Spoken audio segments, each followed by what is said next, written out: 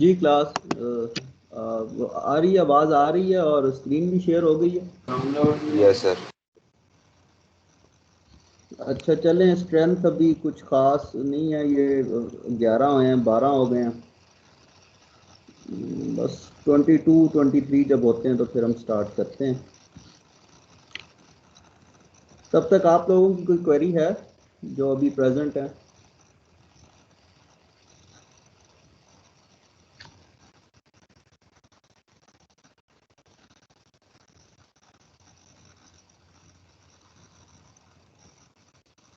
हाँ सर। अच्छा मुझे ये बताएं, बाकी टीचर्स अभी आप लोगों की असेसमेंट कर रहे हैं? कोई क्विज हुआ है आप लोगों का किसी भी कोर्स में? हाँ सर, उन्होंने कहा कि अभी तक कोई इसका वो नहीं है, गुड टू गो नहीं मिला। और असाइनमेंट? असाइनमेंट ले रहे। असाइनमेंट्स हो रही हैं, अच्छा।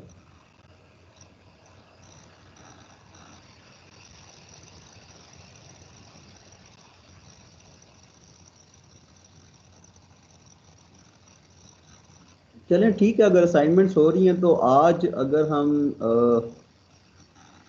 फुल वेव रेक्टिफायर कर लेते हैं तो I will post an assignment in the file section, ठीक है, टीम्स की, तो वो आप लोग देख लीजिएगा। तो मैं ये क्लास के एंड में ये अनाउंसमेंट दोबारा भी कर दूंगा ताकि जो लेट कमर्स हों वो भी सुन लें फिर।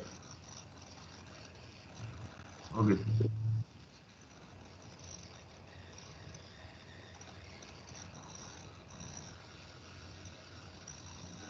ये तो अब आप लोग लीव करना शुरू हो गए, मेरा ख्याल से इंतज़ार करना बेफायदा है। अभी 16 है तो अभी 14 हो गए हैं। तो चलें स्टार्ट करते हैं।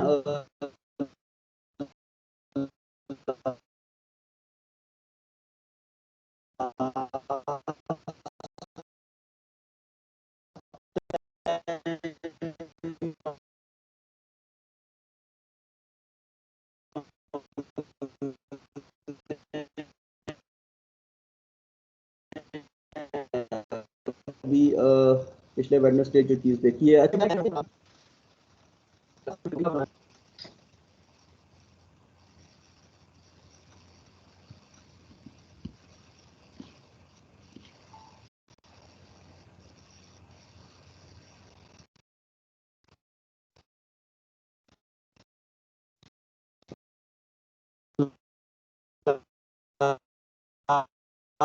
बस आप लोगों को कॉलेज की तरफ से टाइमिंग कन्वे हो गई है रमज़ान की? सर उन्होंने तो कहा कि सेम ही रहेगी टाइमिंग। अच्छा चलें, अगर नहीं हुई तो मैं बता देता हूँ कि 50 की बजाय 40 मिनट्स का पीरियड होगा, ठीक है।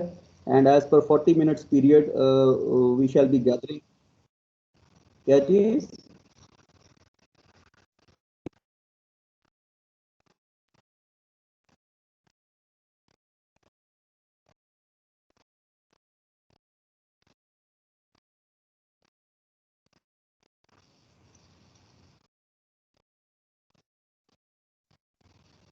रिपीट करें, क्या कह रहे हैं?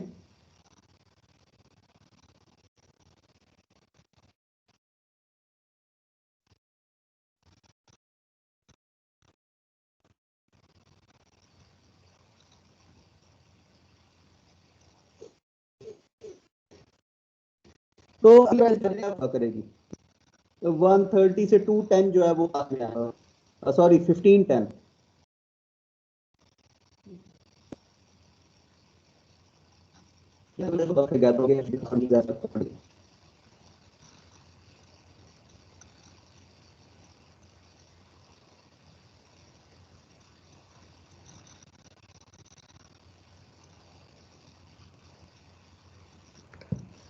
ओके लेट्स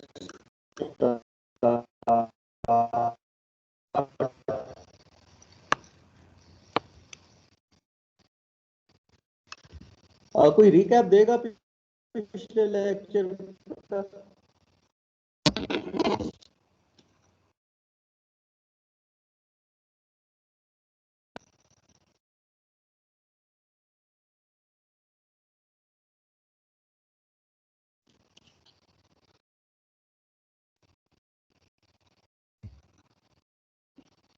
अच्छा, हमने जो मॉडल, प्रैक्टिकल मॉडल डायोड का और कंप्लीट मॉडल जो है ये स्टडी की है लास्ट टाइम, और उस वक्त कोई अवेलेबल सॉल्व एग्जांपल नहीं थी हमारे पास, तो एक, ठीक है, बहुत बेसिक है। एक लिमिटिंग रेजिस्टर लगा हुआ है जिसकी वैल्यू 1 किलो ओम्स है, ठीक है, और जो मेरा डायोड लगा हुआ है, डायोड को मैंने जो है तीनों कैटेगरीज में जो है एज पर दी मॉडल रिप्लेस करना है कंपोनेंट्स से, ठीक है। और मेरे पास जो एक्सटर्नल वोल्टेज है, I have biased it, no this is forward biased और reverse biased? Sir forward biased. ये सर्किट फॉरवर्ड बायस्ड है या रिवर्स बायस्ड है? सर फॉरवर्ड बाइस्ड है।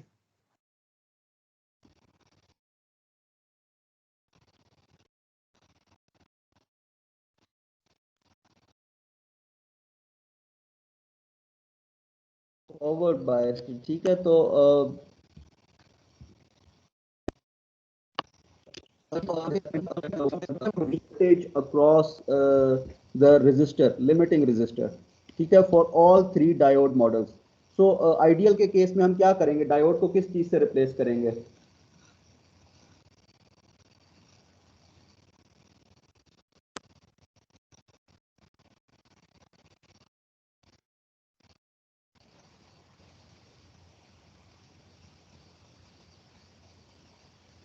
क्यों भाई, कुछ याद है किसी को? आइडियल मॉडल के केस में हम डायोड को किस चीज से रिप्लेस करेंगे?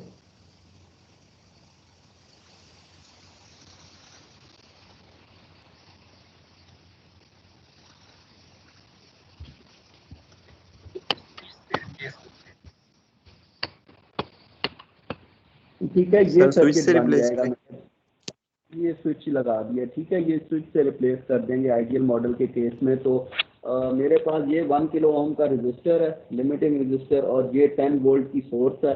तो डायोड को जो है मैंने वो स्विच से रिप्लेस कर दिया। तो इसका क्या मतलब है, ये स्विच से रिप्लेस हो गया तो ये क्या बन गया? ये शॉर्ट सर्किट बन गया। शॉर्ट सर्किट बन गया तो इसका मतलब है यहाँ पे तो वोल्टेज ड्रॉप होगा ही नहीं, ठीक है। तो तीन चीजें थी ना, find V F, I F and V R. तो वी एफ की वैल्यू क्या होगी यहाँ पे?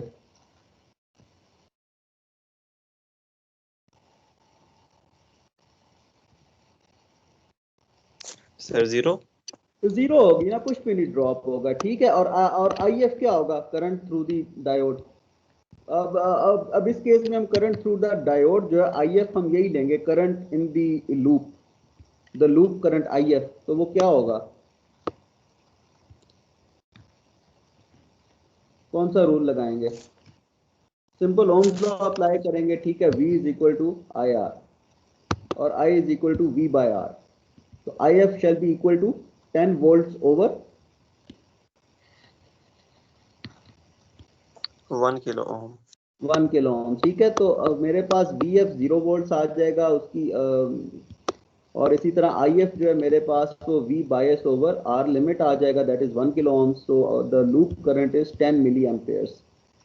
अब ये 10 मिली एम्पेयर्स लूप करंट आ गया, तो वी आर क्या होगा? तीसरी चीज जो मुझे फाइंड करनी है, V R that is the voltage across this resistor. V R की वैल्यू क्या होगी?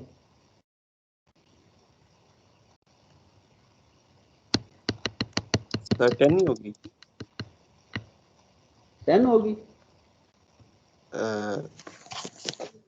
वैल्यू ना बताएं मुझे, फॉर्मूला बताएं ना, यूज क्या करेंगे, ताकि बाकी फेलोज भी सुन लें। मुझे डायरेक्ट आंसर ना दें, वो तो मैं सॉल्व किया हुआ है, आ जाएगा सामने आपके। Equal to I are.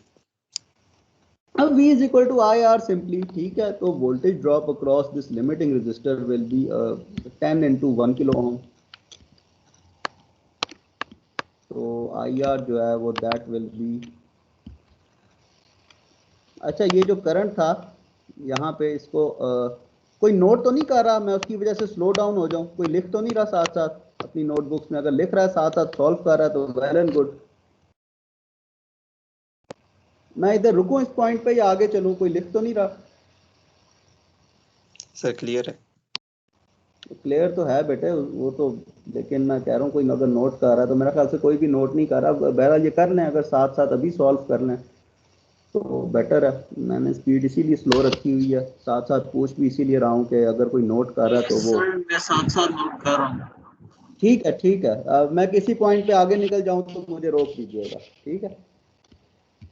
तो V R shall be equal to 10 milli into 1 kilo ohms, ठीक है। V R shall be equal to 10 milli into 1 kilo ohms. तो आंसर आ जाएगा, मिली और किलो कैंसिल हो जाएंगे, तो आंसर क्या आ जाएगा, 10 वोल्ट,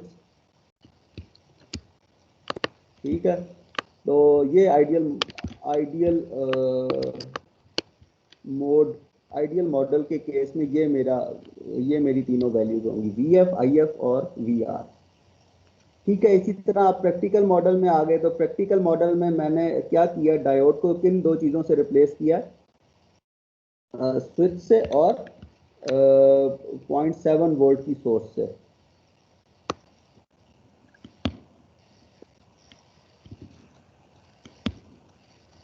ठीक है। और यहाँ पे अगेन वही क्वेश्चन है कि हमने तीन चीज़ें फाइंड करनी है, वी एफ, आई एफ और वी आर। तो वी एफ तो यहाँ पे अंडरस्टूड है 0.7 वोल्ट, ठीक है, वो तो मॉडल का हिस्सा है, अब तो हमें फाइंड करने की है सच ज़रूरत नहीं है। तो V F becomes equal to 0.7 volt and I F क्या होगा, loop current, V biased minus VF over R. ठीक है। Correct correct. 10 minus 0.7 volt into R divided by R जो है ये लूप करंट की वैल्यू होगी, ठीक है।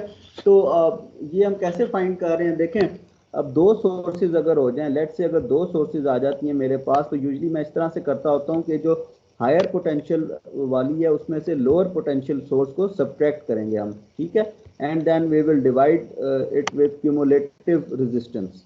तो इस केस में 10 is at higher potential, 0.7 volts is at lower potential. तो 10 minus 0.7 divided by R limit, तो आर लिमिट की वैल्यू मेरे पास 1 किलो ओम्स है, ठीक है। तो इसको सॉल्व करें तो क्या आ जाएगा आंसर, 10 माइनस 0.7 कितना हो गया, 9.3, और नीचे किलो है तो क्या बन जाएगा 9.3 मिली एम्पियर। मिली एम्पेयर्स, ठीक है। किलो जो है ऊपर जाके मिली एम्पेयर्स में बन जाएगा, ठीक है। तो ये दो चीजें तो आ गई। तो I F is 9.3 milli amperes, ठीक है, ये शो हो गया। वी आर क्या होगा,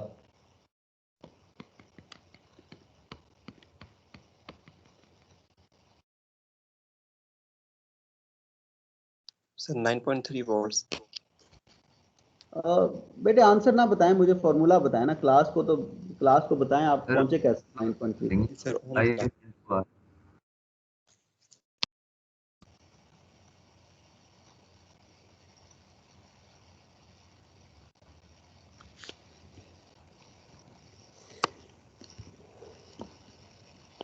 ठीक है, V R shall be equal to the loop current into the value of the resistor itself.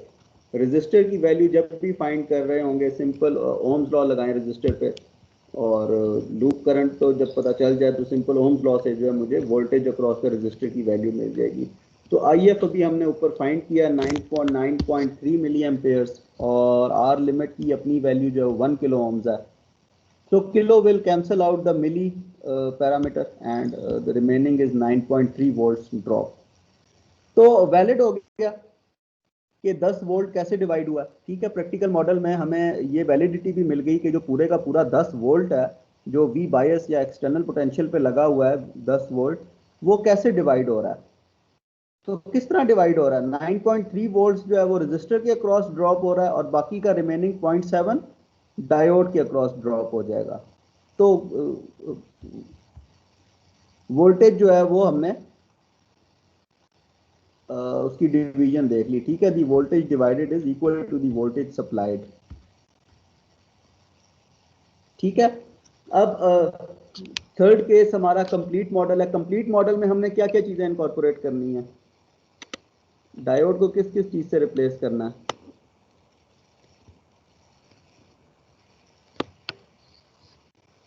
Sir एक तो स्विच हो गया, एक डायोड की इंटरनल रेजिस्टेंस, और तीसरी वो जो हमारे 0.7 वोल्ट्स होता है सिलिकॉन डायोड का। ठीक है, तो कंप्लीट मॉडल आज कंप्लीट मॉडल में अब ये चीज़ें हो जाएंगी। ठीक है, we will replace the diode with a switch with internal resistance and 0.7 volts drop. तो अब इस केस में कैसे फाइंड करेंगे VF? VF क्या होगा?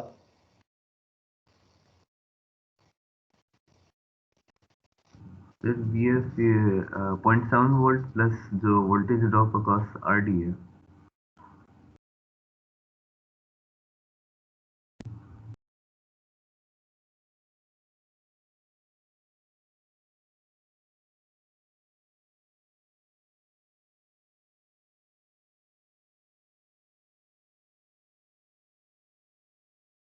ठीक है, diode that would plus that is इसके लिए हमें सबसे पहले लूप करंट फाइंड करना पड़ेगा।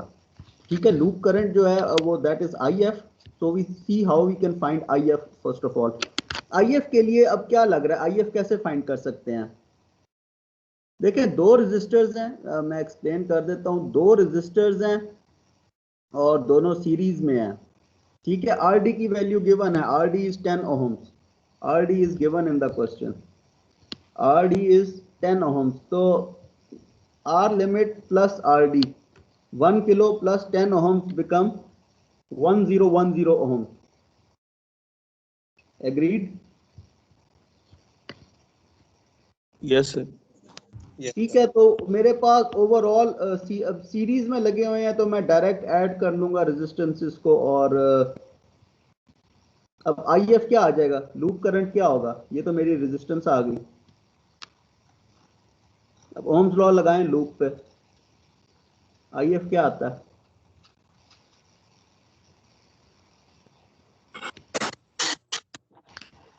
फिर 10 minus 0.7 divided by R limit plus RD। ठीक है, तो जैसे मैंने कहा कि we usually subtract the lower potential from the higher potential. तो ओम्स लॉ ही लगाना है, लेकिन थोड़ा सा देखभाल के कि सबसे पहले देखें हमने R इक्विवेलेंट फाइंड किया, that is total series resistance, that is 1010 ohms. ठीक है, 1010 ओम्स, ये हमने टोटल इक्विवेलेंट रेजिस्टेंस फाइंड कर ली। उसके बाद हमने कहा कि voltage drop across the, what would be the voltage drop across the diode? That would be 0.7 plus the drop across RD. 0.7 volts plus the drop across RD. So drop across RD is given by this equation where IF is unknown. तो IF का अभी हमने case देखा कि we will be doing this thing. IF is V bias minus 0.7 divided by R equivalent. तो So यहाँ पे 92 मिली ohms। 9.21 मिली ohms. ठीक है, ये आंसर आ जाता है बिल्कुल। इसको इक्वेशन 1 में पुट कर दें तो हमारे पास VF भी आ जाएगा।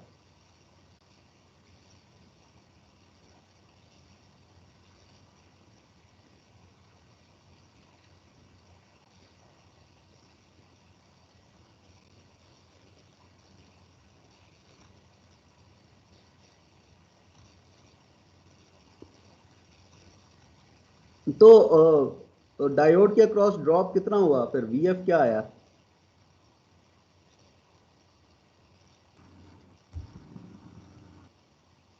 तो 0.7 plus 0.092 0.792। यार आई आया था हमारे पास, R से रेजिस्टेंस वही वाली ले लेंगे डायोड की। डायोड की 10 है ना Sir, 1.63 RD volts. is 10, RD is 10। ठीक है, Sir, VF हमारे पास 1.63 volts आ जाएगा।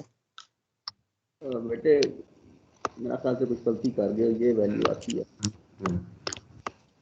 ये देखो 0.792 ही आ रहा है क्योंकि मिली है ना, और दूसरा किलो के जैसे सादा ओम है।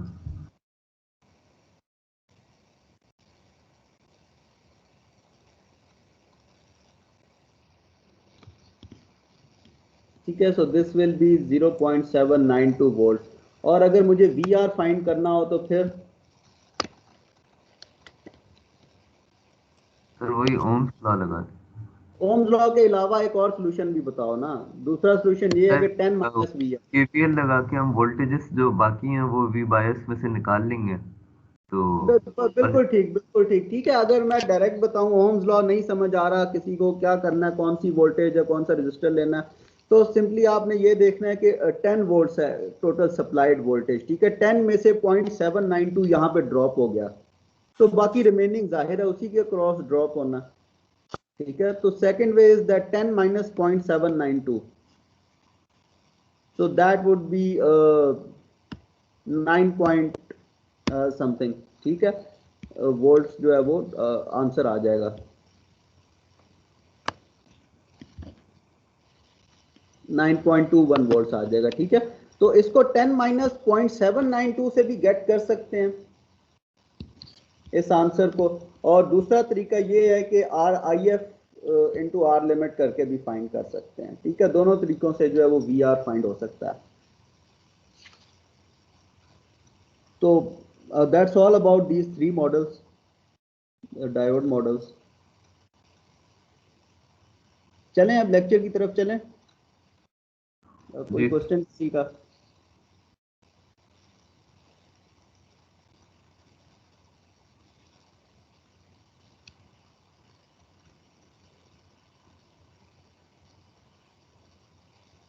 अच्छा चलें, आज का जो लेक्चर है वो दैट इज, चलें देखते हैं अभी क्या चीज़ है इसमें।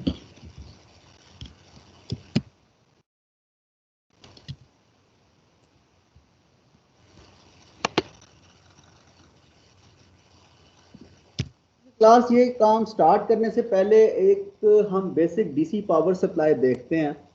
तो उसमें अब ये देखें कि आपने अपना मोबाइल चार्ज करना है, तो मोबाइल को चार्ज करने के लिए किस नेचर की आप सोर्स अप्लाई करते हैं? Sir DC source. DC source होती है। ठीक है, उसको प्लग इन कहाँ पे करते हैं जो उसको चार्ज करती है डीसी सोर्स? सर वो एसी सोर्स में। Power outlet. उसको एसी सोर्स में हम प्लग इन करते हैं। ठीक है, तो अब यहाँ पे देखें, हम प्लग इन जो है उसको एसी सोर्स पे कर रहे हैं, ये नजर आ रहा है डायग्राम में। ठीक है, ये आपके चार्जर की डायग्राम है एक्चुअली बेसिक। ठीक है, ये एक बेसिक सी, इसको अगर जो पिछले बैचेस हैं, पिछला जो बैच था, सबसे पहला जो बैच था मेरा ख्याल से मैंने शायद डिग्री 37 या 38 को पढ़ाया था, तो ये मोबाइल चार्जर ही बनवाया था उनसे। ठीक है, कि अपने मोबाइल का चार्जर खुद बना लें, बॉक्स पे देख लें कि कितने what is the required DC level for charging your mobile phone, और उसका चार्जर खुद बना लें लैब में। तो ये एक सिंपल सा सर्किट है, इसमें ये कुछ बॉक्सेस लगे हुए हैं। ठीक है, पहला बॉक्स है ट्रांसफार्मर का। ट्रांसफार्मर क्या करता है कि it will step down your voltage. ठीक है, transformer steps down your voltage, the input voltage. अब जो हमारे उसमें आती है हाउसेस में, वो दैट इज 220 वोल्ट्स यूजुअली। ठीक है, तो 220 को स्टेप डाउन करें, कितना स्टेप डाउन करें, this for this you need to see the ratings for your mobile charger. ठीक है, for your mobile battery. Transformer के बाद ट्रांसफॉर्मिंग इट और stepping it down to some lower value, we rectify it. Rectify में अब आपको इस point पे क्या नजर आ रहा है कि जो ट्रफ्स एंड क्रेस्ट्स हैं उसमें जो नेगेटिव साइकिल है वो हमने कट ऑफ कर दी है। ठीक है, फिर नेगेटिव साइकिल कट ऑफ की, फिर फिल्टर ने क्या किया, फिल्टर ने जो रिपल्स थे उनको थोड़ा सा स्ट्रेटन आउट किया। ठीक है, फिल्टर ने क्या किया कि जो रिपल्स थे उनको स्ट्रेटन आउट कर दिया, but still there are some ripples you can see at the output of the filter. ठीक है, फिल्टर की आउटपुट पे आप देख सकते हैं that there are still some ripples. तो इन रिपल्स को जो कैटर करेगा वो that is known as regulator. तो we will be studying all these 3 boxes, except filters. We won't be looking into filters. Okay, but we will be studying this rectifier today, maybe transformer as well, and a regulator in some incoming 2 weeks, hopefully. तो ये mobile charger की working समझ आई है? Yes sir. कोई point किसी को किस output पे पूछना हो? ठीक है, लोड क्या चीज है? लोड क्या चीज है sir? Mobile phone. Load mobile phone है जिसके अक्रॉस वोल्टेज ने ड्रॉप होना है। ठीक है, जिसके अक्रॉस वोल्टेज ड्रॉप होगा एंड और it will ultimately charge your battery. ठीक है, so these are 4 boxes. Now we will study these 4 boxes except filters. ठीक है, तो हम देखेंगे कि हमारा मोबाइल कैसे चार्ज होता है और ये एसी जो है वो डीसी में कैसे कन्वर्ट होता है। So the first box in this series is the rectifier. ठीक है, जो सबसे पहली डिवाइस है वो that we are going to study right now is this rectifier. और इसको शायद आपने एफएससी में भी देखा हो, हाफ वेव रेक्टिफायर और फुल वेव रेक्टिफायर का नाम भी सुना हो आप लोगों ने। ठीक है, तो उसी की रेपिटेशन है with respect to diodes now.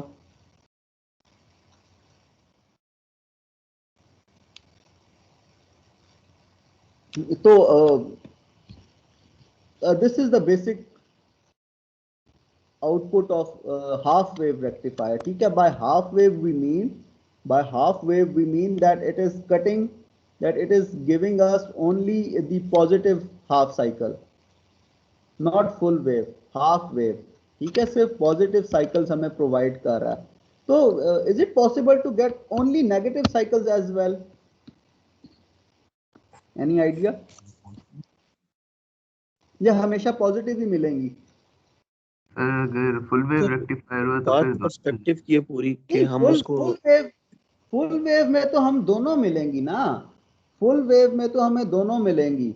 वो तो हम फुल वेव उसको इसीलिए कहते हैं कि वो पॉजिटिव साइकिल भी प्रोवाइड करता है और नेगेटिव साइकिल को भी आउटपुट पे देता है। पॉजिटिव और नेगेटिव वाला कॉन्सेप्ट है, ये तो हमारे पास पर्सपेक्टिव है ना। तो अगर वही 2 वायर्स है, उन्हीं को मैं आपको कलर चेंज करके कह दूं कि ये जो अब रेड थी अब ब्लू है और ब्लू अब रेड है, तो हम कह देंगे कि भाई अब नेगेटिव साइकिल्स हमारे पास आ रही है।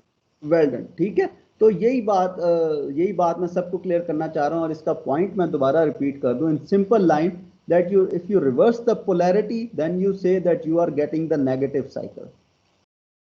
ये 1 लाइन समरी है जो इन्होंने अभी बात कही है। ठीक है, मेरा सवाल ये था कि क्या अभी तो ये जो आपको वेवफॉर्म नजर आ रही है आउटपुट पे, ये खाली पॉजिटिव साइकिल्स को कट करके दे रहा है, तो क्या कोई ऐसा भी सर्किट मैं इसको बना सकता हूं कि जो खाली नेगेटिव साइकिल्स प्रोवाइड करे? ठीक है, तो ऐसा करने के लिए मुझे सिर्फ पोलैरिटी रिवर्स करनी है। ठीक है, and it will start giving me negative cycles only. ठीक है, negative cycles only, not both. तो फिर हम कहेंगे half wave negative rectified negative voltage हम उसको कह सकते हैं। ठीक है, तो ये half wave rectified positive voltage है। अब इस डब्बे में क्या है रेक्टिफायर के, इसको हम देख लेते हैं कि ये हमें आउटपुट कैसे मिलती है। So over here it is, this is the circuit. इसको अब आपने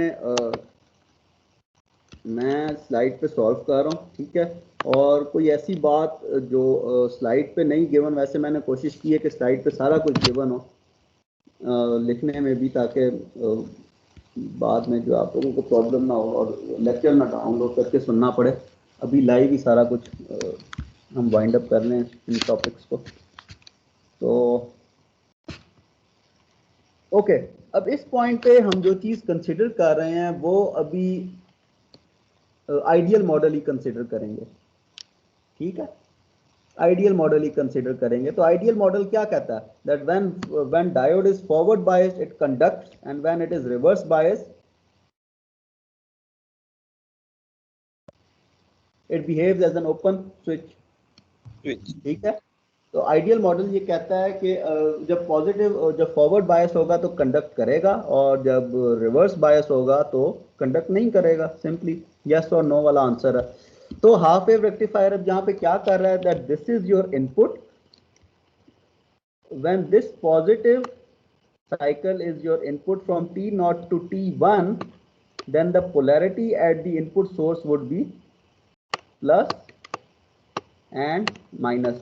Now over here in the circuit diagram there is a lot of confusion that ये जो कॉमन पॉइंट्स है ना ये बेटे कनेक्टेड होते हैं, ठीक है।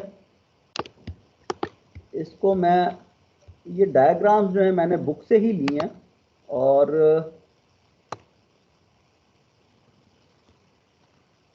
उसमें ये कंफ्यूजन आप दूर कर लें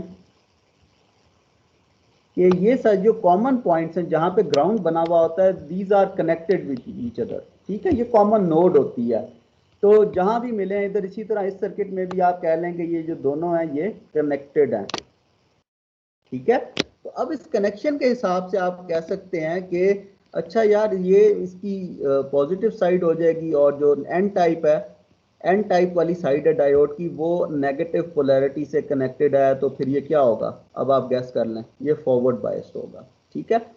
अब after making this decision you can apply the polarity science over the diode as well, कि ये मेरे डायोड की पोलैरिटी होगी और पॉजिटिव, और जब वो फॉरवर्ड बायस होगा तो उसने कंडक्ट करना ही करना है। तो दिस मीन्स कि जो भी इनपुट आ रही थी that will appear at the output for duration T0 to T1, ठीक है।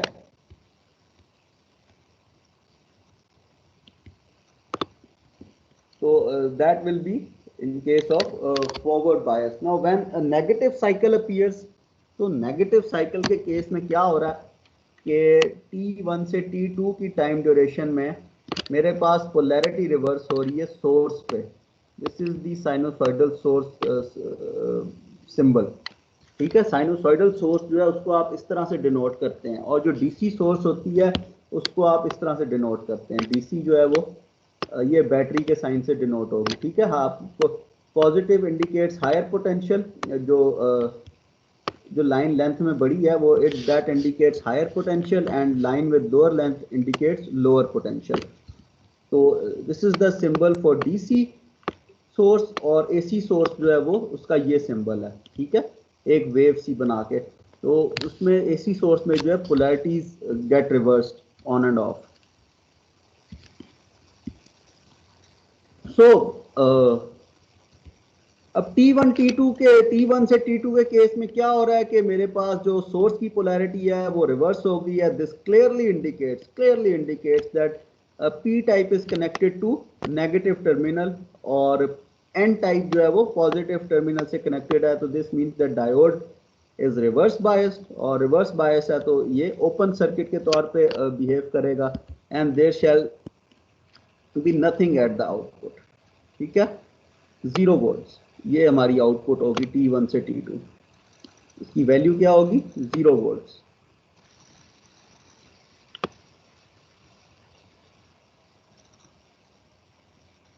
So this procedure will carry on until there is input at the source. तो जब तक सोर्स पे इनपुट है तब तक हमें आउटपुट इस तरह की मिलती रहेगी। तो अब ये आउटपुट क्या शो कर रही है कि वो वन वेव जो है वो कट कर रहा है, जो जितनी भी पॉजिटिव साइकिल्स है उनको कट कर रहा है, ठीक है, और नेगेटिव साइकिल्स पे 0 वोल्ट्स अपीयर हो रहे हैं। So this is the behaviour of half wave rectifier.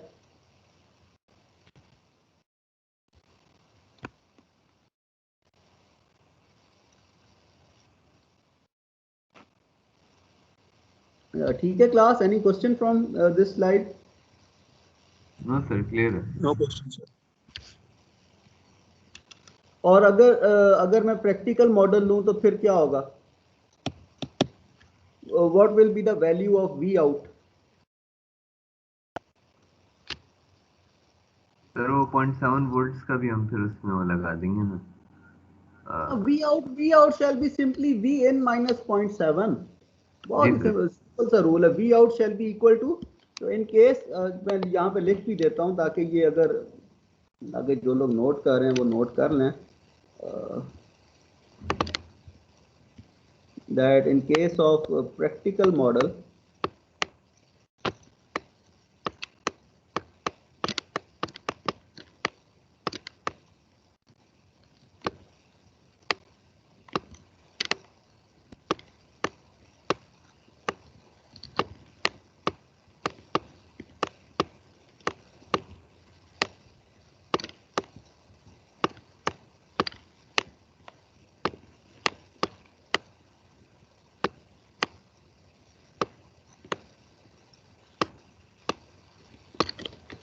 V out shall be equal to V in minus 0.7 volt. तो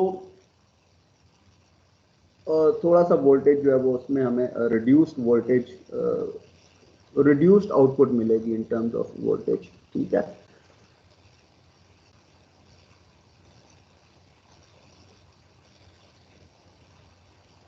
अच्छा जब रिवर्स होगा तो रिवर्स के केस में क्या होगा, 0 होगा या माइनस 0.7 वोल्ट होगा? सर 0 वोल्ट्स, क्योंकि स्विच के तौर पे स्विच के तौर पे बिहेव कर रहा है। ठीक है, रिवर्स के केस में जो है वो 0 वोल्ट ही आएगा।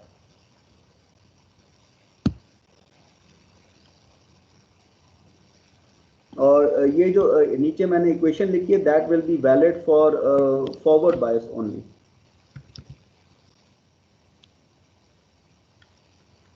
ठीक है, same thing is explained over here in this slide. एक ये बीच में पैरामीटर है, the average value of output voltage. ठीक है, what would be the average value? ये एवरेज वैल्यू जो है ये वो वैल्यू होगी, ये स्लाइड इसलिए ज़रूरी है कि जब आप वोल्टेज इंडिकेटर लगाते हैं सर्किट पे, आई मीन द मल्टीमीटर। आप लोगों ने EE103 के कोई प्रैक्टिकल लैब्स की हैं? DMM यूज़ करना आता है सबको, डिजिटल मल्टीमीटर? जी सर। ठीक है, तो जब मैं हाफ वेव रेक्टिफायर का जब हम एक्सपेरिमेंट करते हैं ना, तो उसमें जब हम DMM से वोल्टेज मेजर करते हैं तो what value appears is of V average, क्योंकि ये तो वेरी कर रही है, इंस्टेंटेनियस चेंज है ना सर्किट आपकी वेव फॉर्म में। ठीक है, तो Yes, sir. वो that is your wave form goes from VP to 0 volts, it varies from VP the peak value to 0 volts. तो DMM जो रीडिंग शो करता है वो दैट इज V एवरेज। ठीक है, तो V average is approximately 31.8% of the peak value. और अगर फॉर्मूला से इसको फाइंड करना है तो this is given in this slide. ठीक है, V average is equals to peak value divided by pi volts. ये पीक वैल्यू कौन सी है? ये आउटपुट की पीक वैल्यू है। ठीक है, तो अगर मैं ये कहूं कि मैंने 7 वोल्ट अप्लाई किए हैं और I am using practical model, तो V एवरेज का क्या फॉर्मूला बन जाएगा?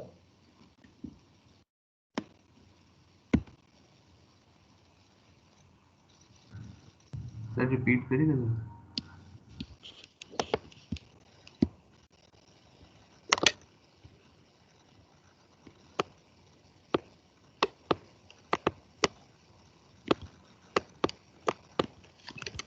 V in is 8 volts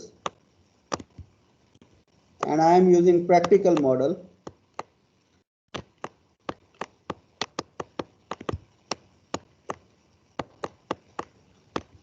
Then V average will be equal to, क्या होगी V average?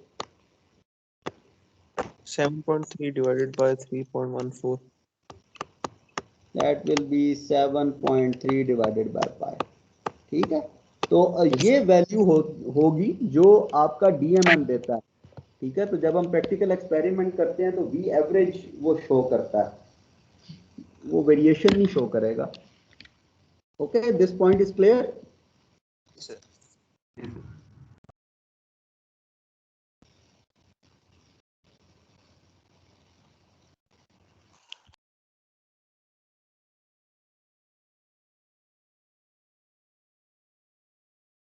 Okay, something to be taken care of, that is peak inverse voltage.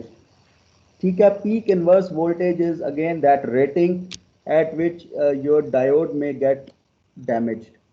उसकी हमने value क्या रखी थी? VBR, breakdown voltage. ठीक है, तो ये स्लाइड बस ये बता रही है, आपको क्वेश्चन दे रही है ये स्लाइड कि when purchasing a diode for rectifier applications, you need to cater this parameter as well, PIV, peak inverse voltage। ठीक है, तो पीक इनवर्स वोल्टेज से जो है डायोड हमेशा 20% हायर रखी जाती है उसकी PIV वैल्यू। ठीक है, VBR से ब्रेक डाउन वोल्टेज जो है रिवर्स में उससे 20% हायर वैल्यू पे डायोड फैब्रिकेट किया जाता है so that you can use it efficiently in your rectifier applications. So in case in case of extreme reverse voltage, your diode may get damaged.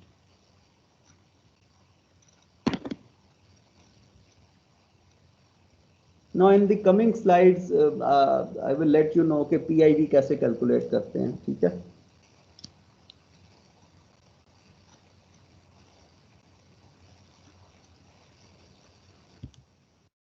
Okay, next device is transformers. ये transformers जो थे हमारे इस slide में अगर हम देखें तो सबसे पहले ट्रांसफॉर्मर्स ही थे, ठीक है? तो ट्रांसफॉर्मर क्या कर रहा है, वो स्टेप डाउन कर रहा है सोर्स को as per the requirements of our mobile device. अच्छा, ये जो डायग्राम मैं सारी सॉल्व कर रहा हूँ, इसमें आपने जो चीज़ जहन में रखनी है वो अपना मोबाइल चार्जर ही रखना है कि हम अपना मोबाइल चार्जर डिज़ाइन करने जा रहे हैं, करते हैं या नहीं करते, वो that is a separate matter कि हमारा फेस टू फेस स्टार्ट होता है या नहीं, हम अपना मोबाइल चार्जर बना पाते हैं या नहीं बना पाते। लेकिन ये बस आपने जहन में ये रखना है कि हम अपना मोबाइल का चार्जर जो है वो डिज़ाइन करने जा रहे हैं and we need to know about these 4 things, ठीक है? So rectifier is done, but we will go into details more about the rectifier. पहले ट्रांसफॉर्मर देख लेते हैं। Simple idea transformers का, how you step up the voltage and how you step down the voltage, it depends upon the turn ratio. Turn ratio, that is the turn ratio at the output coil over the input coil. ठीक है? अगर primary और secondary याद नहीं रहता तो ये याद रखें कि output over input. Number of turns, and secondary stands for number of turns in the secondary coil or output coil, and primary stands for the number of turns in the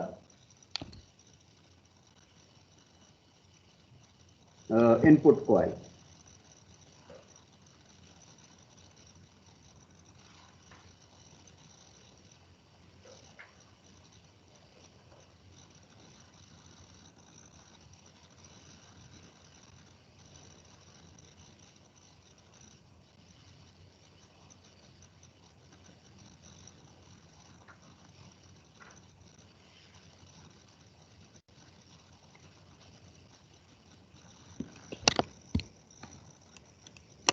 So in this case हमें कैसे पता चलेगा कि step up कब हो रहा है voltage और स्टेप डाउन कब हो रहा है?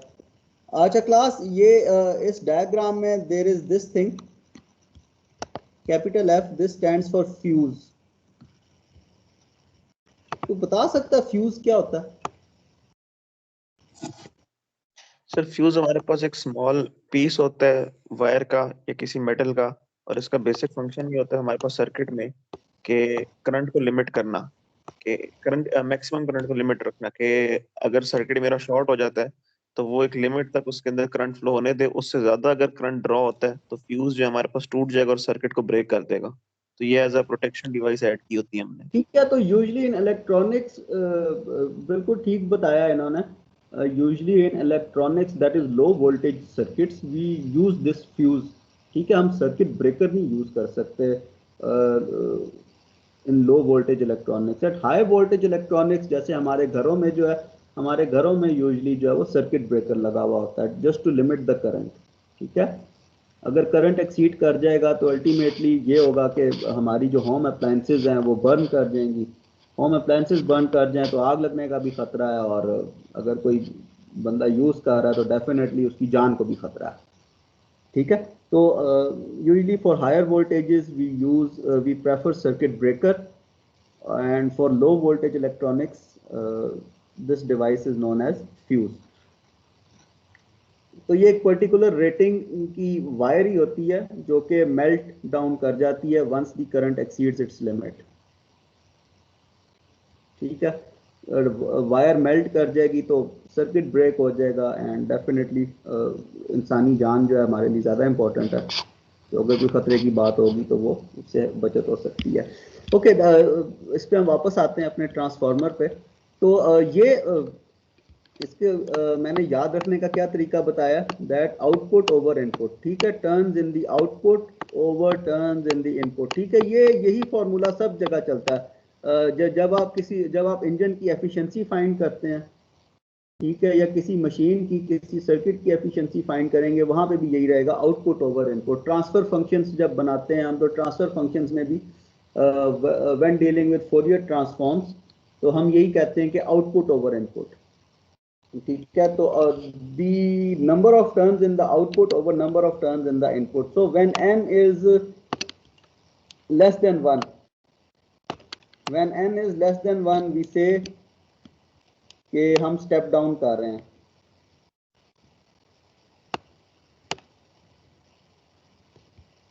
ठीक है, जब ये रेशियो लेस देन 1 होगी, और अगर ये ग्रेटर देन 1 है, तो देन वी से वी आर स्टेपिंग अप। अच्छा, वैसे एक मतलब क्या लगता है, स्टेप अप में ये एक्स्ट्रा वोल्टेज कहाँ से आ जाती है? ये कैसा नेचर का वो रूल है कि जी हमें कांस्टेंट रहती है, हैं? पावर हमारे पास कांस्टेंट रहती है, मतलब पावर जितनी हम इनपुट दे रहे हैं उससे ज्यादा हमें आउटपुट में नहीं मिल सकती। जो ठीक है, वोल्टेज में इंक्रीज आ रहा है उसमें करंट में बिल्कुल कॉम्प्रोमाइज ठीक। करना होता किसने जवाब दिया मुझे? है।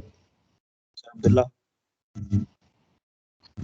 ठीक है, वेल डन अब्दुल्ला। ये देखें, यहाँ पे यही बात हमें याद रखने वाली है कि यार स्टेप अप जब कर रहे हैं तो वो बाकी कहाँ जा रही है, और जब स्टेप डाउन कहाँ से आ रही है, ठीक है, when we are stepping up the voltage, तो एक्स्ट्रा वोल्टेज कहाँ से आ रही है, और जब स्टेप डाउन कर रहे हैं तो वो जो स्टेप डाउन होके जो बाकी की वोल्टेज है वो किधर डिसिपेट हुई है, कोई चीज हमें नजर ही नहीं आती इस केस में, ठीक है। तो यहाँ पे याद रखने वाली बात ये है कि जो ट्रांसफॉर्मर्स ऑलवेज कंज्यूम पावर, ठीक है, द पावर कंजम्पशन जो है वो दोनों साइडों पे सेम रहेगी, on the primary side as well and on the secondary side as well.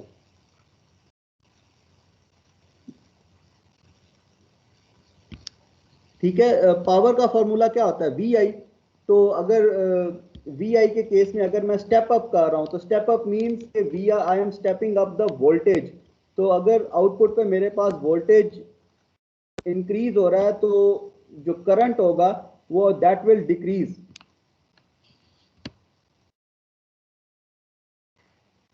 ठीक है। The V I product shall be same for both primary and secondary as well.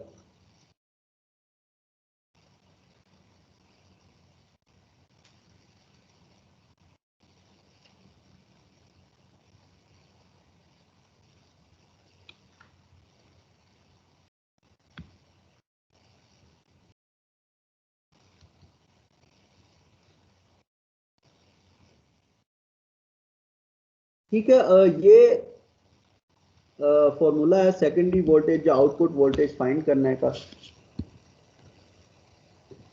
Your V secondary is the output voltage, and you simply multiply the value of N with the input voltage.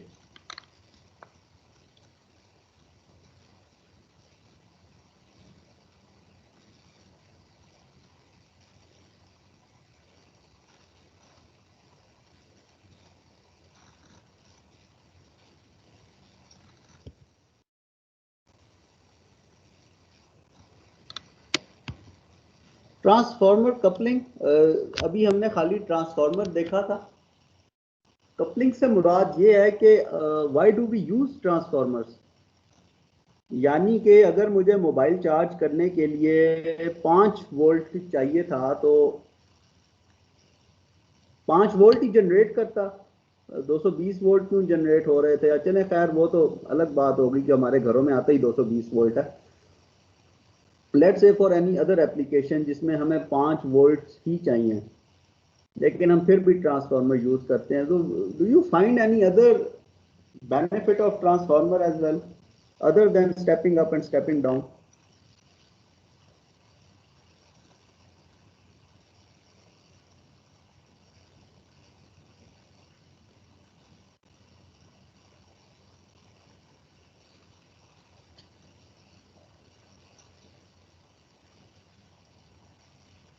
अच्छा चले मैं बताता हूँ।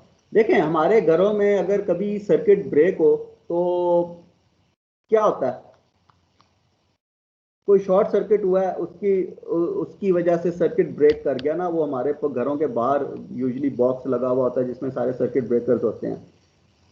वो circuit जो है वो break कर गया, उसके बाद क्या होता है,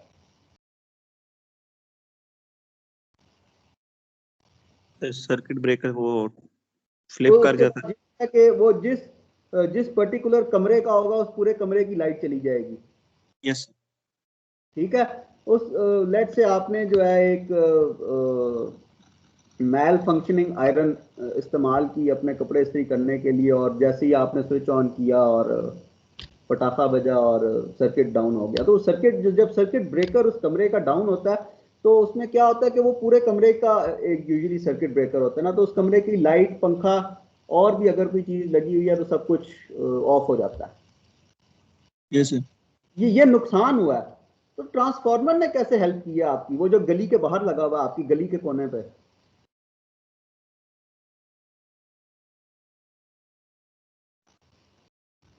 आइसोलेशन।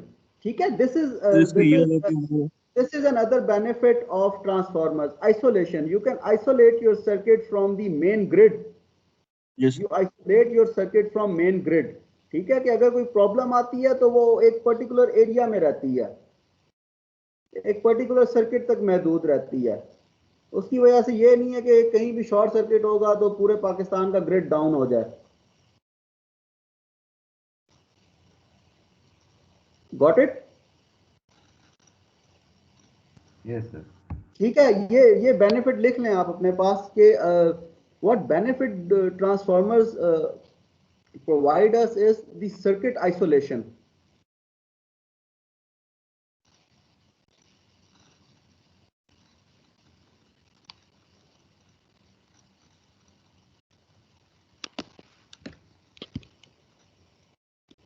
ओके अब यहाँ पे इस सर्किट को समझ लें, इस स्लाइड को। इस स्लाइड पे क्या हो रहा है कि हमारे पास एक ट्रांसफार्मर लगा हुआ है, उसमें प्राइमरी वोल्टेज भी है, सेकेंडरी वोल्टेज भी है, और we are collecting output across this RL।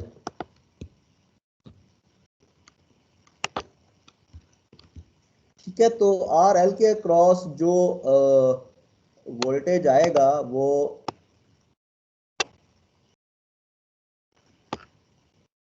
That is V out।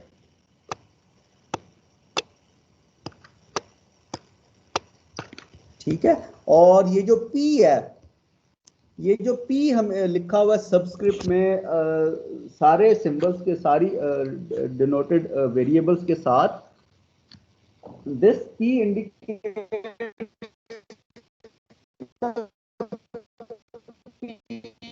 Value.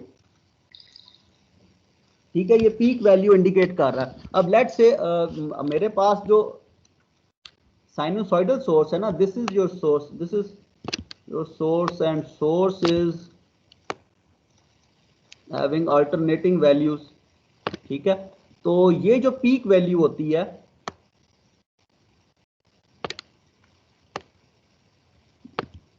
That is indicating कि हम सिर्फ इसको कंसर्न में रख रहे हैं। ठीक है, because the actual value is instantaneous, it is changing instantaneously.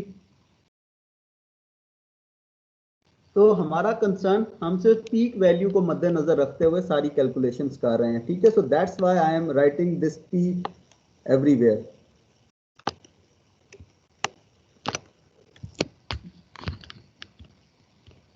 तो V आउट क्या होगा, ये लास्ट इक्वेशन मेरा ख्याल से बहुत ही सिंपल सी है, क्लियर है। V out shall be the voltage at secondary minus 0.7 volts। ठीक है, यस सर। तो ये रेक्टिफाई नहीं होगी। अब देखें ना, सोर्स तो अल्टरनेटिंग sir. लगी हुई है, तो यहाँ पे V आउट रेक्टिफाइड नहीं होगा, half wave rectified, yes sir, half rectified आएगा। हाफ वेव रेक्टिफाइड होगा। ठीक है, तो अब हम जा रहे हैं, अब हम जा किस तरफ रहे हैं, देखें सबसे पहले हमने पढ़ा हाफ वेव रेक्टिफायर, फिर हमने पढ़ा ट्रांसफार्मर। ठीक है, और उसके बाद हम जा रहे हैं फुल वेव रेक्टिफायर की तरफ। तो बात यह है कि हमने ट्रांसफार्मर्स पहले क्यों नहीं रख दिया बुक वाले ने, इसकी रीजन अभी अगली स्लाइड्स में आपको नजर आएगी कि उसने पहले हाफ वेव क्यों इंट्रोड्यूस करवाया। Now this is the circuit of half wave rectifier जो अभी तक आप देखते आए हैं। ये अभी कुछ पिछली स्लाइड्स में जो आपने देखा, सम अदर कलर, ये जो इतना सा सर्किट है,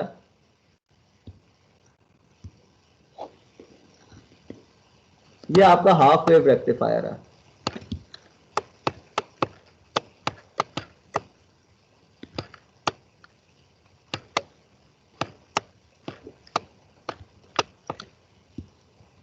ठीक है, तो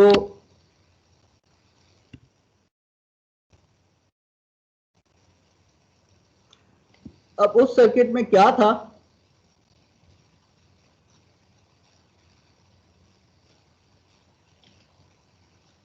कि हमारे पास एक ही डायोड था।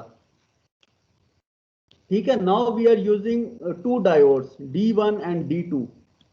अब यहाँ पे दो चेंजेस हैं।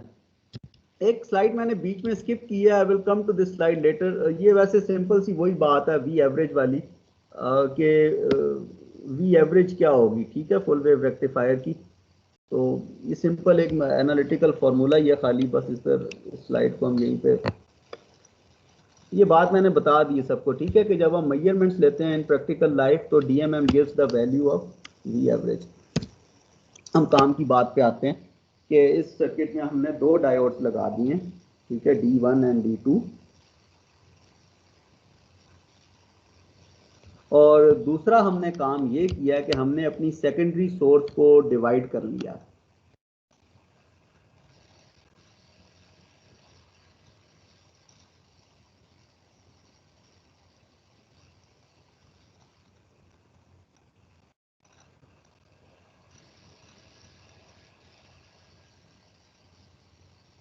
Class, give me 2 minutes. I'm getting a phone call. Yes, sir.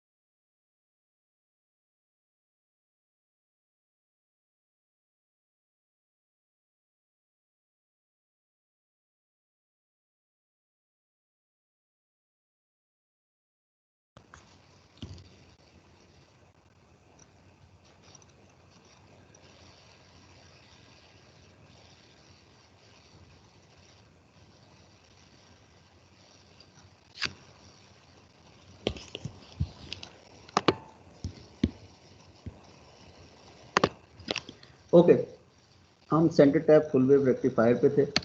तो एवरीवन नोज कि what is the difference between half wave rectifier and full wave rectifier. Yes, sir. जी सर। अच्छा चलें, अगर पता है तो फिर हम जस्ट खाली इस सर्किट को डिस्कस करते हैं। एनी नो, अगर कोई अभी भी नो है किसी की तो मैं बता देता हूँ।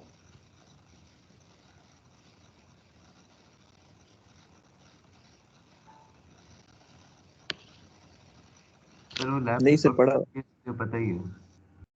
ओके चलें इसको चलते हैं, इसको देखते हैं फिर।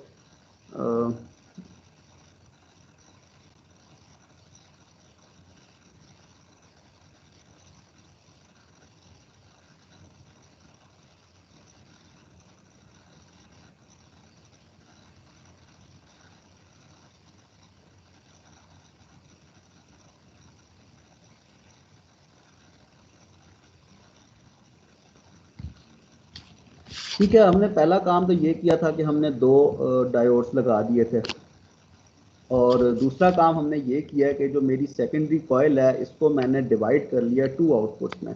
अब ये जो दोनों आउटपुट्स हैं ये क्या करती हैं कि इन दोनों आउटपुट्स पे जो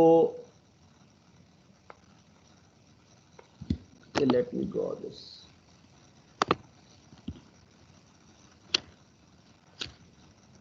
ठीक है, जो पोलैरिटी इनपुट की होगी that will be followed on the this side, और उसके जो ऑपोजिट होगी वो सेकेंडरी की दूसरी साइड पे फॉलो करेगी।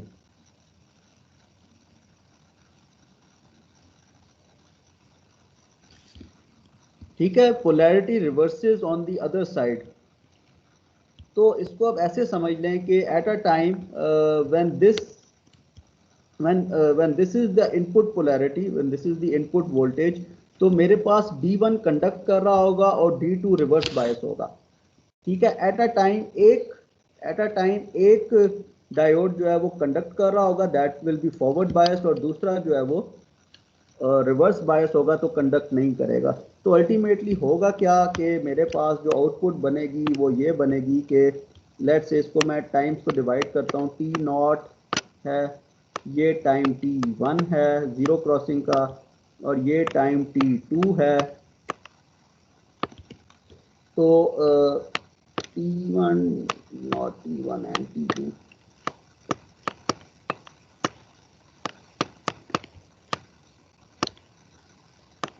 तो मेरे पास T0 से T1 ये कंडक्ट कर रहा होगा, ठीक है, D1, तो D1 की आउटपुट मुझे ये मिलेगी across RL, across the load. ठीक है, और T1 से T2 for time duration T1 to T2, D2 shall be forward biased and D2 shall be giving me this output, and output is positive half cycle। ठीक है, तो हमने full wave rectification से ये किया कि previously we were getting only positive half cycles rectified, but now we are getting both the positive half cycle as well and the negative half cycle as well rectified। ठीक है, यहाँ पे एक जो बात बताने वाली रह गई वो लिखी हुई भी है कि V प्राइमरी जो है that is whatever it is and you know how to find out V secondary। V secondary का क्या फॉर्मूला है बताएं? V secondary is equal to NV primary। NV primary, ठीक है, NV primary। Now how much voltage is being rectified? ठीक है, V secondary is not being rectified because we are using center tap transformer। Now the input is 1 and outputs are 2। इसको इस तरह से समझ लें कि ये जो सेंटर टैप ट्रांसफार्मर है CTT centre tap transformer, this is having single input but double output and both the outputs are same but opposite polarity। ठीक है, दोनों आउटपुट्स जो हैं उनकी वैल्यू, उनका मैग्नीट्यूड सेम है लेकिन पोलैरिटी ऑपोजिट है। तो ये जो V सेकेंडरी यहाँ पे हमें मिल रही है that is half at one output and the other half appears at the second output।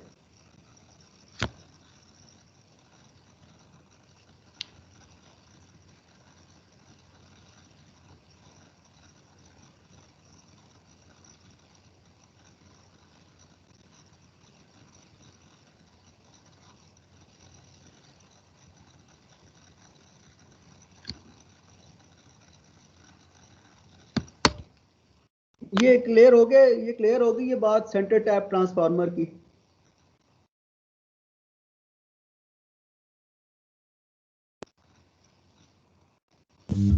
Yes sir. चलें ठीक है। ठीक है, तो अब यहाँ पे देखें, अब मुझे आप बता सकते हैं इसकी पीक वैल्यू? मेरा ख्याल से अब तो बहुत सिंपल है, अगर प्रैक्टिकल मॉडल को ध्यान में रखें। Let me change the colour first of all. इस सर सर्किट को 5 हम वोल्ट के लिए हमारे पास पीक वैल्यू 2.5 वोल्ट आएगी। इस पॉइंट की मुझे वैल्यू बताएं क्या होगी, इस पीक की वैल्यू 2.5 क्या होगी in case of practical diode?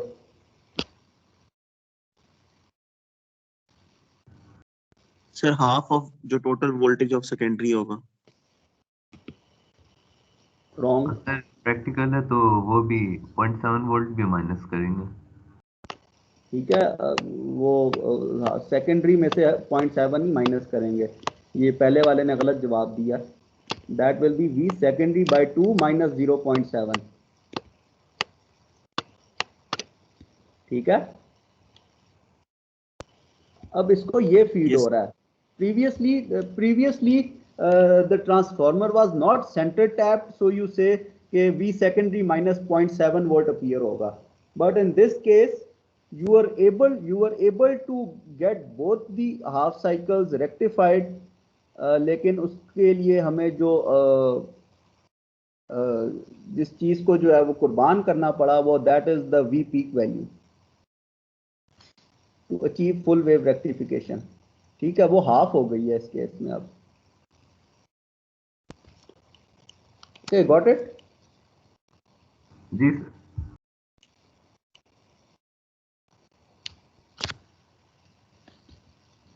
चलें, इस सर्किट से कोई भी क्वेश्चन हो किसी का, अगर ये सर्किट सामने आ जाए तो इनपुट को देखते हुए आउटपुट बना लेंगे। चलें जी आगे, सर। चलें अगली स्लाइड पे चलते हैं। सो नेक्स्ट स्लाइड इज, अच्छा ये ठीक है, हमने सारा कुछ पढ़ लिया, अभी पिछली स्लाइड पे सॉल्व कर लिया। और this is just showing the working of for positive half cycle and negative half cycle. ठीक है, ये स्लाइड हमने डिस्कस कर ली है। वैसे वो करंट की डायरेक्शन बता रहा है। ठीक है, वो करंट की डायरेक्शन बता रहा है। और इस पे मैंने आप लोगों को क्या बताया था कि जहां पे ये ग्राउंड या अर्थिंग का साइन अपीयर हो, this means that two nodes are these two nodes are connected. connected। और मैं इसकी आसानी के लिए आपको यहाँ पे दोबारा सॉल्व कर देता हूँ। इसको पिंक सा कलर है, तो पिंक सा कलर तो नहीं है, चलें ये रेड ही ठीक है। कि ये जो करंट है लूप, अब करंट तो एक लूप में फ्लो करता है ना, ठीक है, ओपन लूप तो नहीं होता, ओपन एंड तो नहीं होता। ओपन एंड अब आप क्या कहेंगे, यहाँ से करंट कहाँ जा रहा है? ठीक है, तो just for understanding let me draw that ये करंट का लूप बनेगा। ठीक है, ये जो अर्थिंग वाली ओपन नोड्स हैं, these are connected with each other, तो ये एक लूप ही बन रहा है करंट का। ठीक है, तो पॉजिटिव हाफ साइकिल में ये लूप बनेगा, करंट का फ्लो होगा और डायरेक्शन उसकी ये होगी, that is from positive to negative side, forward biased होगा। इसी तरह जब नेगेटिव हाफ साइकिल अपीयर होगी तो D2 शैल कंडक्ट। ठीक है, D2 कंडक्ट करेगा और करंट का फ्लो जो है अगेन उसी तरह से होगा। ठीक है, ये both these two nodes are connected with each other.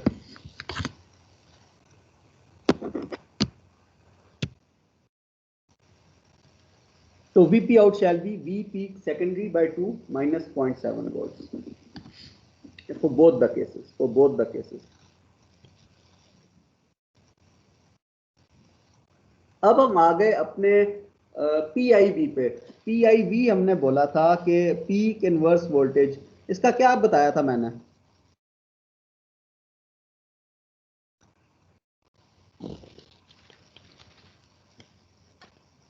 Peak inverse voltage वही ना जो नेगेटिव हाफ साइकिल में डायोड के क्रॉस होगी, तो वो 20% ज्यादा होनी चाहिए उसकी विद स्टैंडिंग डायोड की हाँ, उससे। विद स्टैंडिंग 20% ज्यादा होनी चाहिए। ठीक है, तो how we can find it?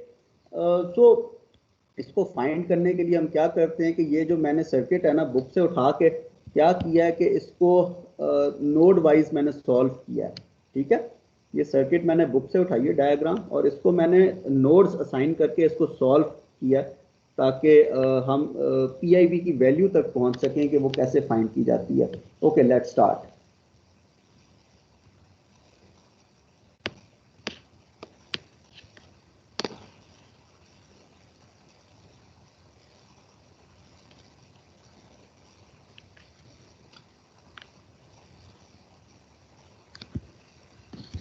देखें नोड ए पे क्या चीज अपीयर होगी, नोड ए पे कितना वोल्टेज होगा, that will be V peak secondary by 2।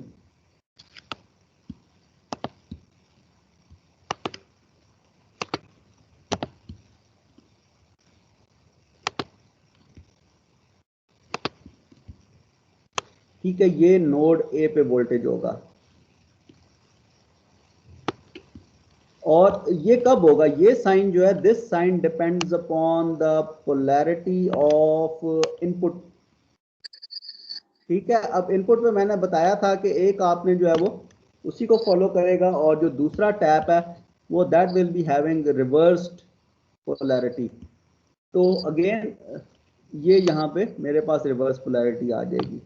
ठीक है, और इस पॉइंट पे वोल्टेज कितना होगा, वोल्टेज उतना ही रहेगा।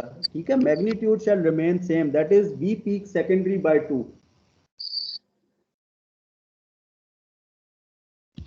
तो पॉइंट बी पे क्या वोल्टेज होगा, इसमें से 0.7 वोल्ट ड्रॉप होंगे।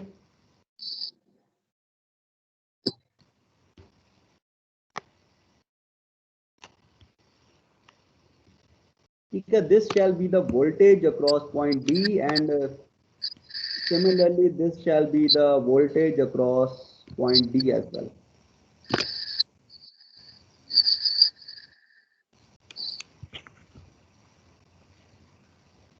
ठीक है, now why I am saying why the voltage at point B and D is same,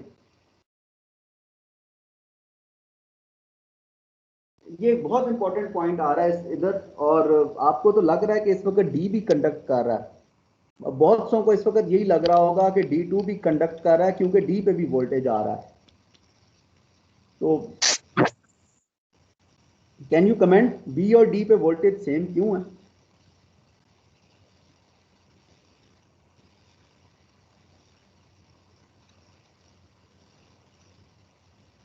centre tap transformer इस वजह से ना।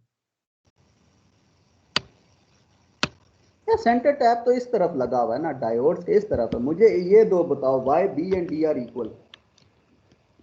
सर हाँ सर, इसकी वजह ये है कि सर जब D1 कंडक्ट कर रहा है ना, तो फिर D2 कंडक्ट नहीं कर रहा। उस टाइम पे B और D हमारे पास एक वायर बनी हुई है कह लें, तो एक वायर के किसी भी कॉर्नर पे आप वोल्टेज चेक कर ले तो पूरी वायर के अलोंग सेम ही रहता है। करेक्ट, ठीक है, करेक्ट, बिल्कुल ठीक। अब देखें ये एक ही नोड है, ये एक नोड है या एक ब्रांच कह लें या एक वायर कह लें, जैसे भी आपने अपनी अंडरस्टैंडिंग रखनी है, तो उस पर वोल्टेज तो सेम रहेगा। कंडक्ट क्या कर रहा है, D1 कंडक्ट कर रहा है ना, why D2 is not conducting then, because voltage at VD is greater than voltage at VC.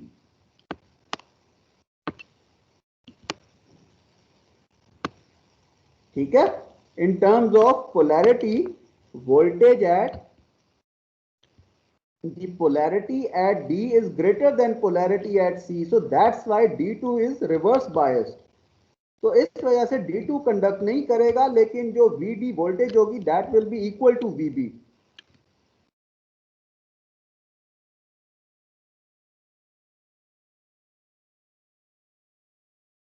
ठीक है भाई, क्लियर है?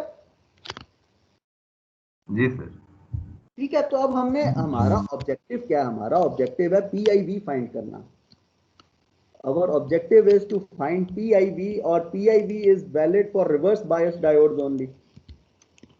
तो मैं क्या करता हूँ, PIV डिराइव करने की कोशिश करता हूँ कि यार PIV is equals to VD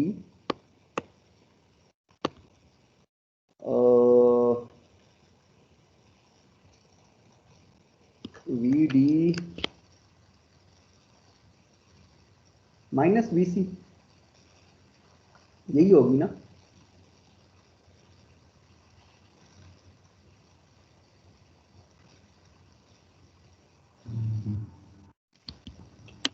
VD minus VC करें, क्या आता है?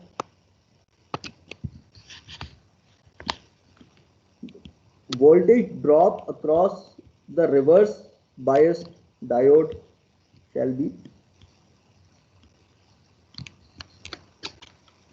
इसको सॉल्व करें अपनी नोटबुक्स में, क्या आंसर आता है फाइनल?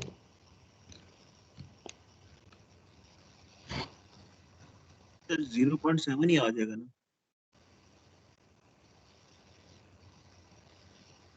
क्योंकि D1 के क्रॉस हमारे पास 0.7 है, ए और बी के दरमियान में जो पोटेंशियल डिफरेंस बन रहा है वो 0.7 है, ए और सी आपस में इक्वल है, तो बी और सी का डिफरेंस भी 0.7 ही आएगा।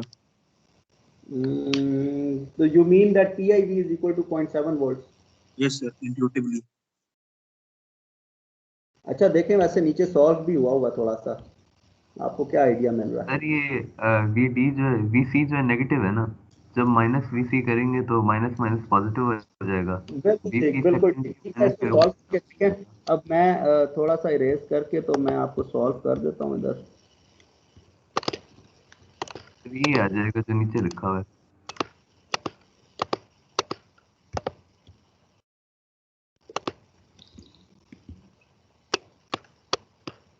ठीक है, सो VD इज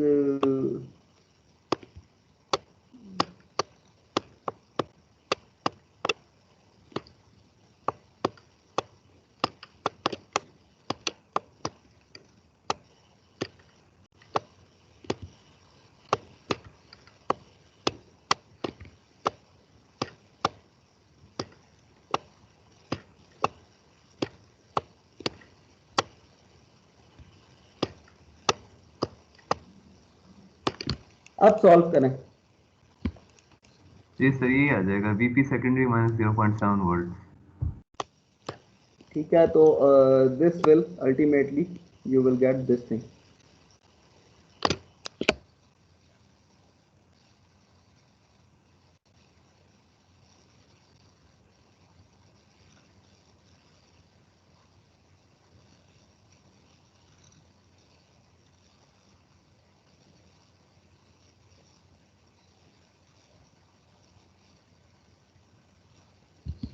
ठीक है, नेक्स्ट अब आपने क्या करना है कि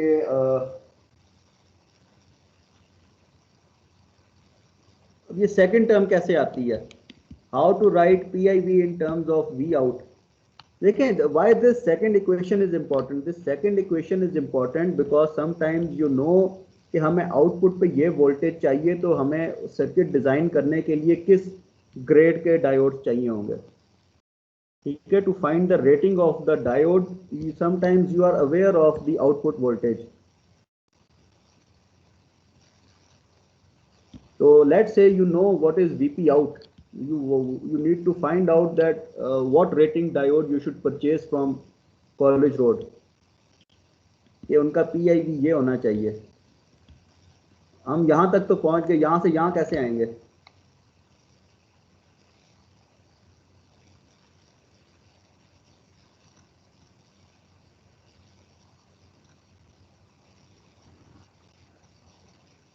सर ये 2VP आउट वाला। हाँ, बस मैंने ये इक्वेशन पुट की है, मैंने सिंपली ये वाली इक्वेशन पुट की है इधर। जी सर। ठीक है, तो वो इन टर्म्स ऑफ मुझे आउटपुट भी दे देगा। ठीक है, V सेकेंडरी की जगह मैंने क्या अप्लाई किया, 2 times VP out plus 0.7 volt. ठीक है,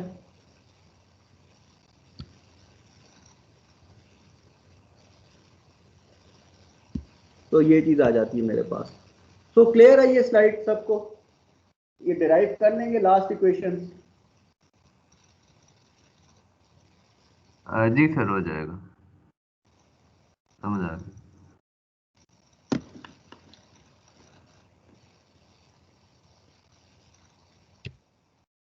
Okay, this is all about full wave rectifier.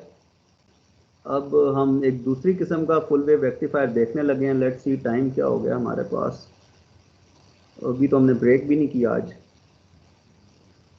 It's 3:28। तो कंटिन्यू करना है या वाइंड अप करें? वैसे है तो ये 2-3 स्लाइड्स ही, वाइंड अप 3 स्लाइड्स हैं, but they need some explanation because I need to solve these circuits on screen, और this will take about half an hour. तो हम यहाँ पे छोड़ देते हैं। ठीक है, हमने ब्रेक किया आज, तो बस अभी इसको 3:30 पे वाइंड अप करते हैं। कोई क्वेश्चन किसी का अभी तक?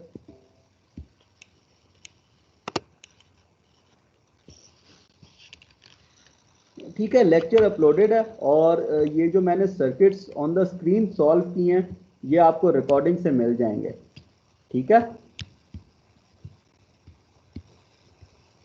तो मैं अटेंडेंस डाउनलोड कर लेता हूँ and then you may leave.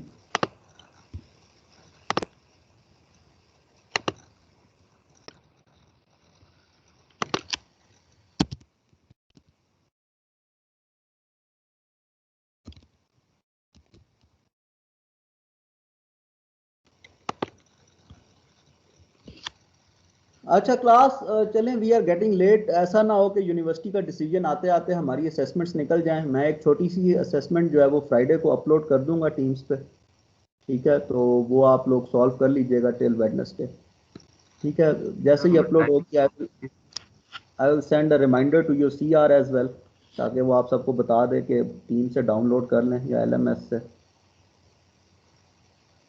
Okay class, अल्लाह हाफिज़, थैंक यू। अल्लाह हाफ़िज़ सर। अल्लाह हाफ़िज़।